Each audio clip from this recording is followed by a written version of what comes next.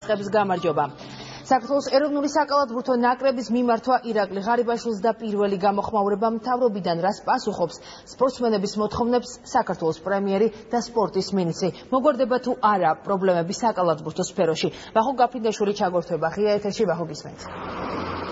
პირველი კალათბურთელების მიმართვას გამოეხმაურა საქართველოს პრემიერ-მინისტრი ბატონი ირაკლი ღარიბაშვილი საკუთარ Facebook-ის ოფიციალურ გვერდზე. მან პირველ რიგში მიულოცა საქართველოს კალათბურთელებს უმნიშვნელოვანესი გამარჯვება და ევროპის ჩემპიონატზე მესამე ასპარეზობა, შემდეგ კი ყველანაირი დაღმარება აღუთქვა ქართულ კალათბურთს იმ პრობლემების მოსაგვარებლად, რაც დღესდღეობით ქართულ კალათბურთში მართლაც არსებობს. ჩვენ რამდენიმე წუთის წინ ვესაუბრეთ საქართველოს სპორტისა და ახალგაზრდულ საქმეთა მინისტრ ლევან ყიფიანს. ყიფიანის განცხადებით შემუშავდება პროგრამა, რომელზეც უკვე მიმდინარეობს მუშაობა და კალათბურთის განვითარებაზე იმუშავებს აღნიშნული პროგრამა, რომელიც უზრუნველყოფს კალათბურთის განვითარებას კომპლექსურად და ეტაპობრივად, თუმცა მან ჩვენთან საუბარში ისიც აღნიშნა, რომ წლევანდელი ჩემპიონატი აუცილებლად გაიმართება და საკალათბურთო გუნდების პირობები აუცილებლად გაუმჯობესდება.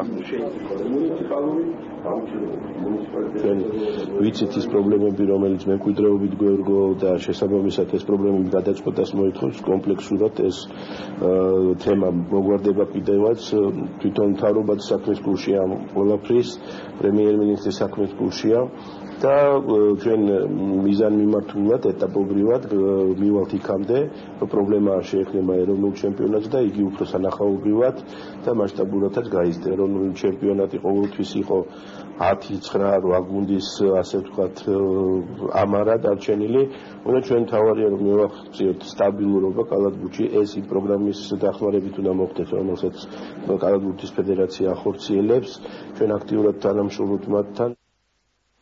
ჩვენთან ერთად იმყოფება საქართველოს კალათბურთის ფედერაციის პრეზიდენტი ბატონი მიხეილ გაბრიჯიძე.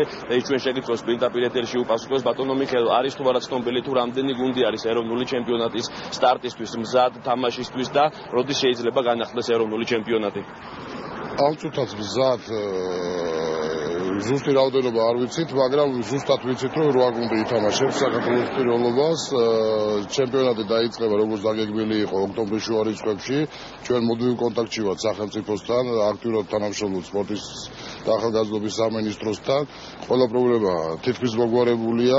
იმასაც გეტყვით, რომ იწერება ახალი პროექტი, რომელიც მიხედვითაც მნიშვნელოვნად გაუმჯობესდება საქართველოს ჩემპიონატის დონე, შეიქმნება ახალგაზრდული ლიგა, მეორე ლიგა, ასე რომ წინ ძალიან ბევრი საინტერესო გველის და კიდევ ერთხელ მაქვს სარგებლო მომენტი და ულოცავ თელ საქართველოს ჩვენი ბიჭების პირველი გამარჯვებას, პირველ ადგილს ევროპის ჩემპიონატის შესაძლებელი ჯგუფში და მოგიწოდოთ ყველას ითამაშოთ კალათბურთი.